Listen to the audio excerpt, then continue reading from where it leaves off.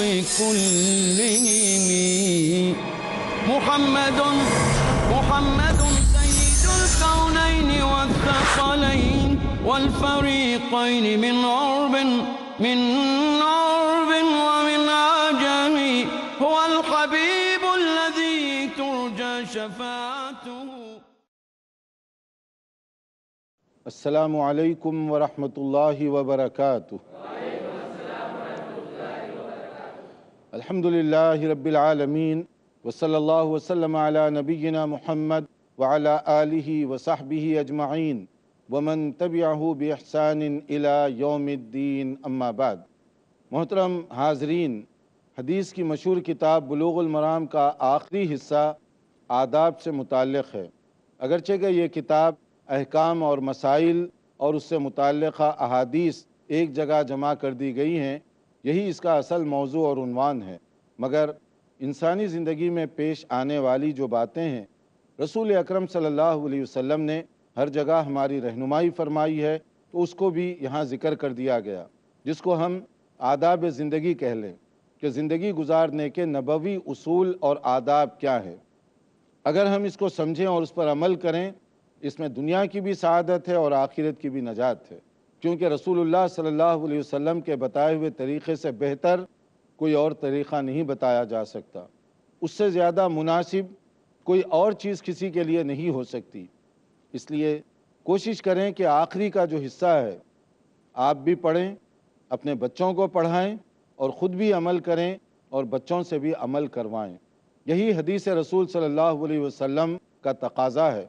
حدیث یا سنت اس لیے ہم نہیں پڑھتے، سیکھتے اور سکھاتے کہ اس کے ذریعے سے صرف نالج میں اضافہ کرنا مقصد ہو، بلکہ اس کا مقصد ہونا چاہیے کہ سیکھیں اور اس پر عمل کریں، تاکہ وہ خیر اور وہ برکت جو اس میں بتائی گئی ہمیں ہر جگہ دیکھنے کو نصیب ہو. آداب کے بارے میں جو مختلف باتیں بتائی گئیں، ان میں سے گزشتہ درس میں ہم نے ذکر کیا تھا والدین کے جو حقوق ہیں. تو بچوں کو چاہیے، اولاد کو چاہیے کہ والدین کے حقوق کو پہچانیں، انہیں جنت کا ذریعہ بنائے، جنت میں داخل ہونے کے لیے ان کی خدمت کرے، ان کی اطاعت گزاری، ان کی فرما برداری کرے، ان سے دعائیں لے. اور انہیں بھی چاہیے کہ اولاد کے سلسلے میں جو ذمہ داریاں ان پر عائد ہوتی ہیں، ان ذمہ داریوں کو وہ بھی پورا کریں، ان ذمہ داریوں کو وہ بھی نبھائیں، تاکہ دونوں طرف سے ایک اچھی بات سامنے آ سکے. لیکن اگر کسی وجہ سے والدین کی طرف سے کوئی کمی کوتاہی ہو بھی جائے، پھر بھی ہمیں اجازت نہیں ہے کہ ہم ان کا بائیکاٹ کریں. جیسے آج کل دیکھا گیا بعض بچے وہ کہتے ہیں کہ ماں باپ سے میری کشمکش چل رہی ہے، کشیدگی ہے، تعلقات کشیدہ ہیں، بات چیت بند ہے.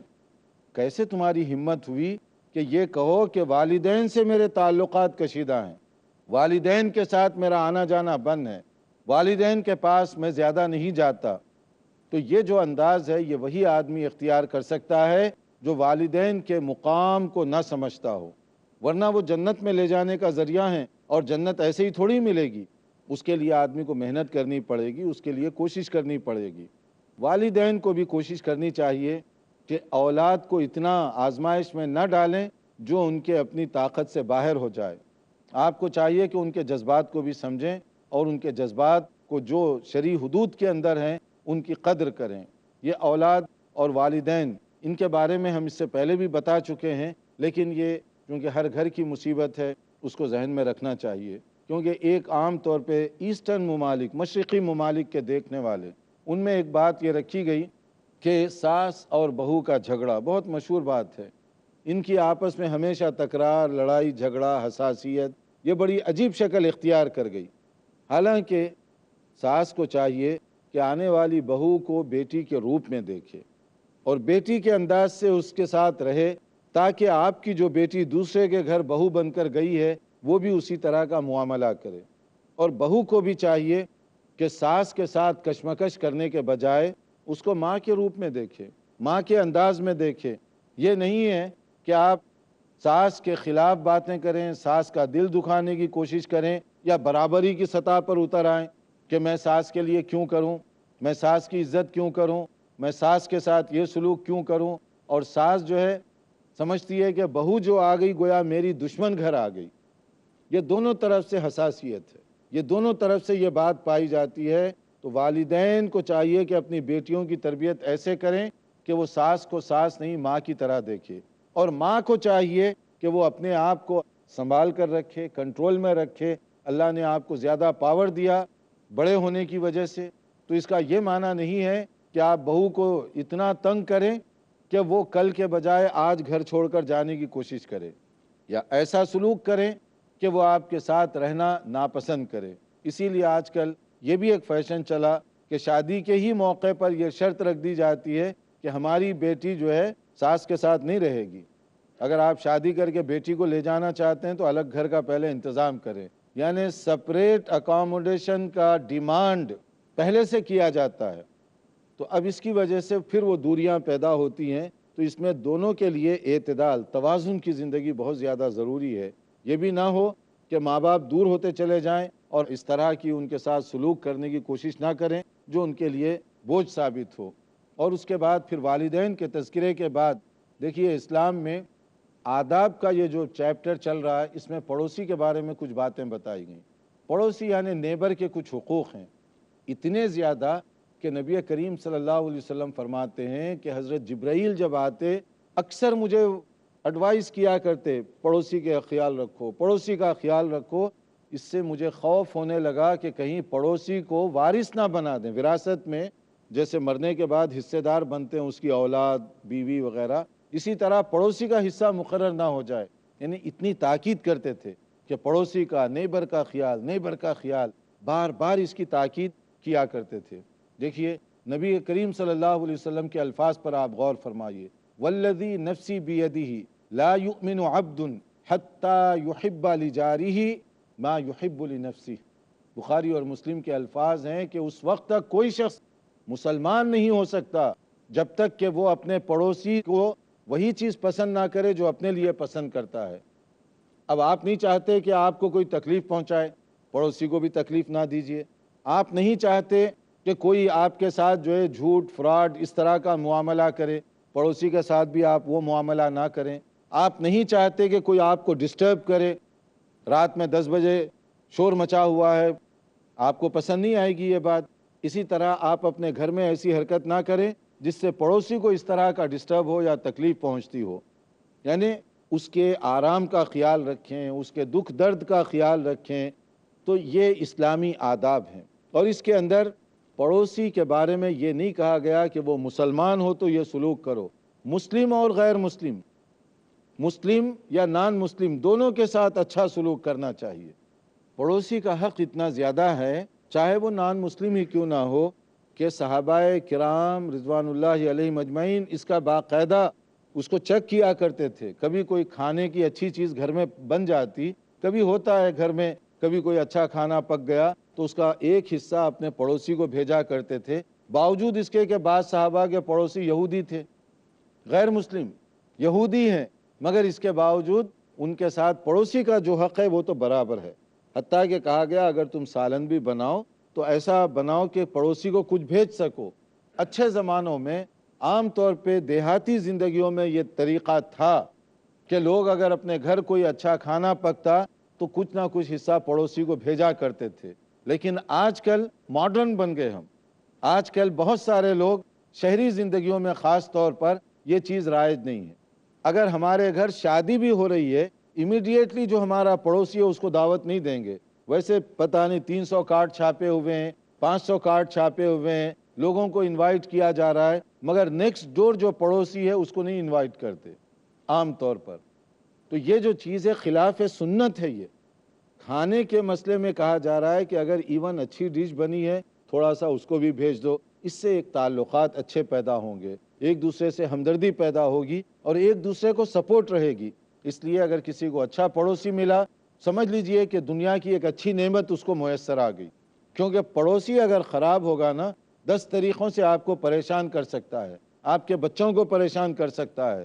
اگر وہ دونوں کے درمیان کوآپریشن نہ ہو، تعاون اور ہمدردی کی فضا نہ ہو تو دونوں کے لیے مشکلات کھڑی کی جا سکتی ہیں۔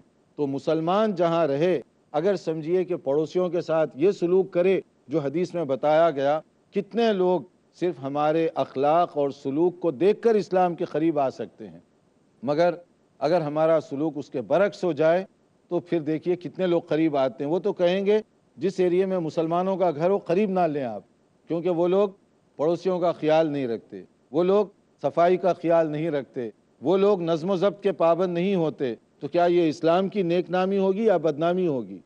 بہت سے شہروں میں لوگ کہتے ہیں کہ آپ مسلم ایریے میں جائیں، نان مسلم ایریے میں جائیں. کہیں صحیح ہو سکتا ہے، کہیں غلط بھی ہو سکتی ہے یہ بات، لیکن فیمس ہے کہ مسلم ایریے میں آپ چلے جائیں، رات کے 12 بج رہے ہیں، گلی کوچے میں لڑکے بیٹھے ہوئے ہیں، لائٹیں جل رہی ہیں اور پھر ہنگامہ شور مچا ہوا ہے.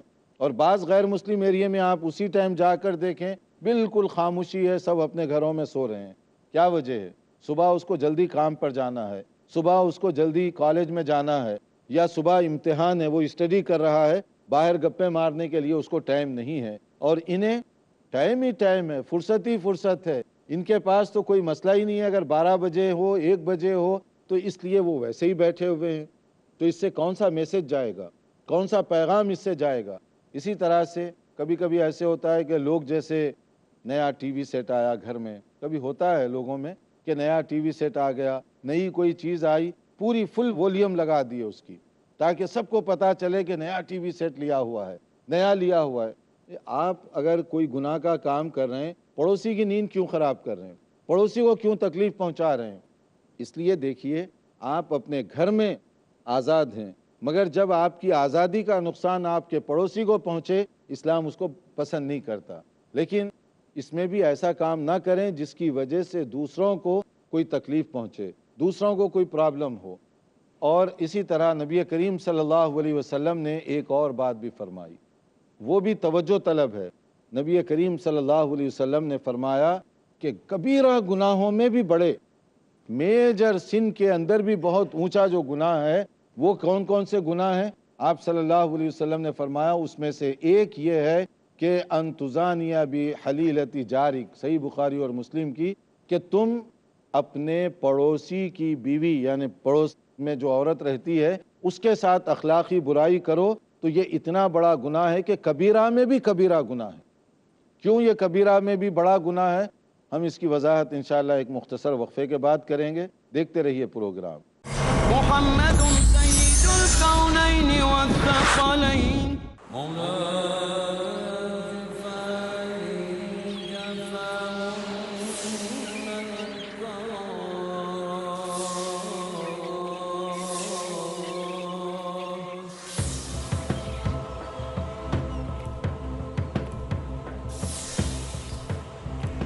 دل ہو زندہ تو ہے منزل کامرانی، ورنہ صبح و شام تو بس ہے آنی جانی.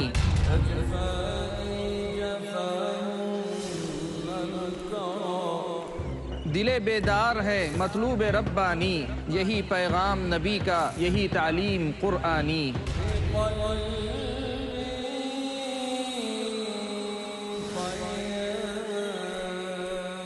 دل کیا ہے؟ دل کی ضرورت کیا ہے؟ دل کی زندگی کیا ہے؟ موت کیا ہے؟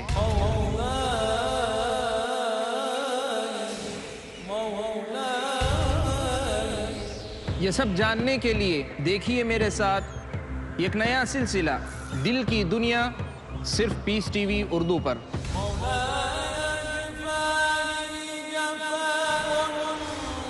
صرف مومنوں کا مقدر ہے ایمان کی لازوال روشنی، جو کرتی ہے آباد دل کی دنیا. کل رات 11:30 بجے اور دوبارہ صبح 6 بجے انڈیا میں پیس ٹی وی اردو پر.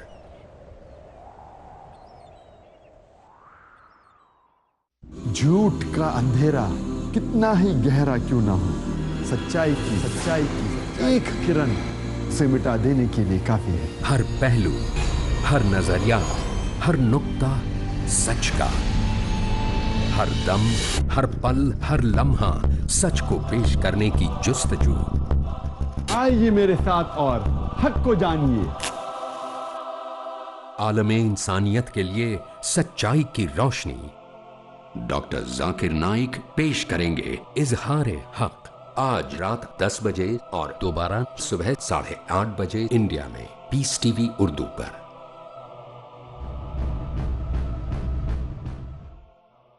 محمد سید ناظرین، وقفے سے پہلے ہم بتا رہے تھے پڑوسی کے حقوق اسلامی آداب میں جو نبی کریم صلی اللہ علیہ وسلم نے بتائے ہیں، اسی میں اگر کوئی آدمی پڑوسی کو تکلیف پہنچاتا ہے، شرعی طور پر یہ چیز اس کے لیے جنت میں لے جانے کا باعث نہیں بنے گی بلکہ جنت سے رکاوٹ کا سبب بن جائے گی۔ اور اگر کوئی پڑوسی کی بیوی کے ساتھ کوئی برائی کرتا ہے، پڑوسی کی عورت کے ساتھ کوئی برائی کرتا ہے، تو وہ گناہوں میں بھی، بڑے گناہوں میں بھی بہت بڑا گناہ سمجھا جائے گا۔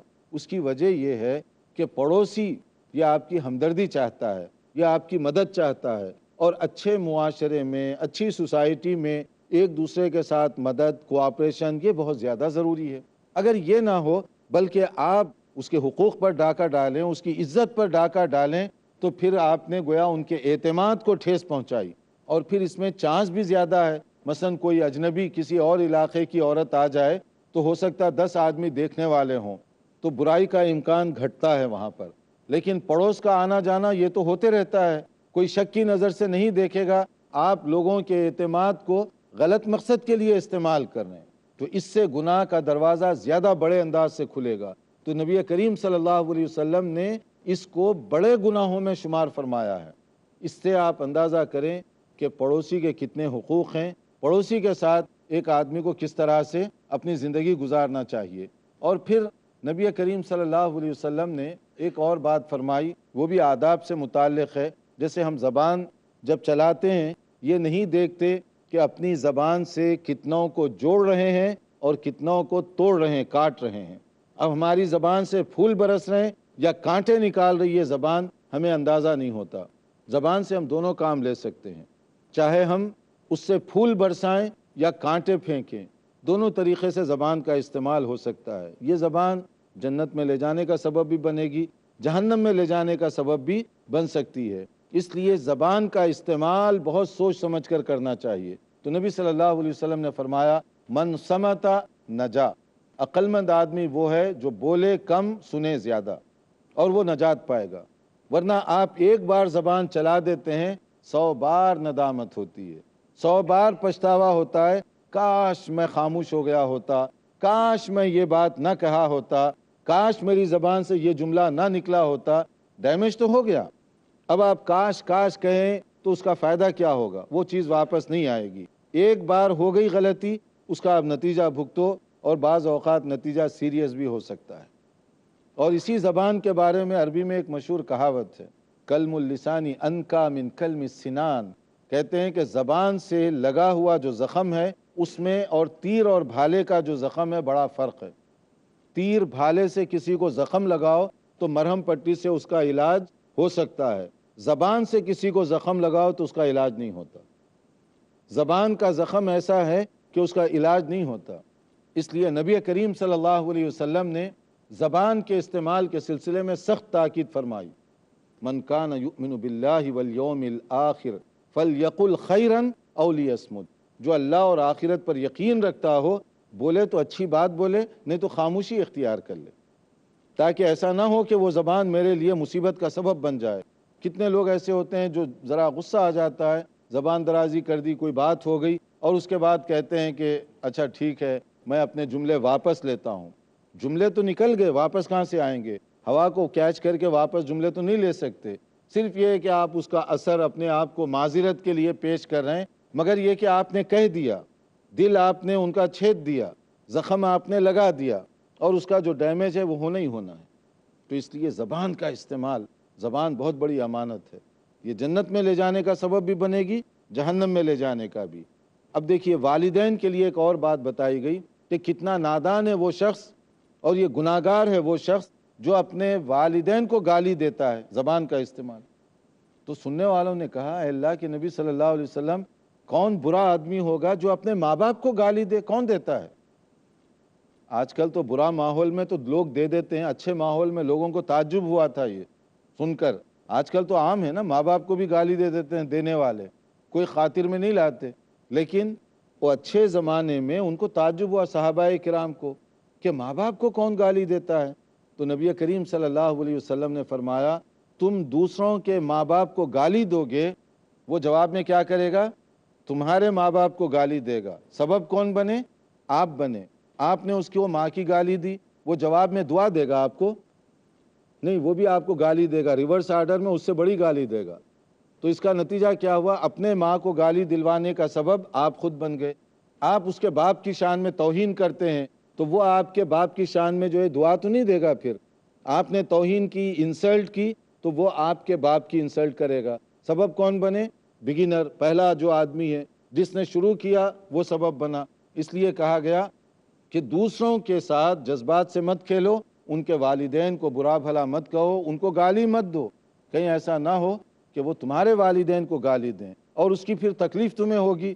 جیسے لوگ کہتے ہیں نا کہ دیکھو میں ہر چیز برداشت کر لوں گا، ماں کی گالی میں برداشت نہیں کر سکتا۔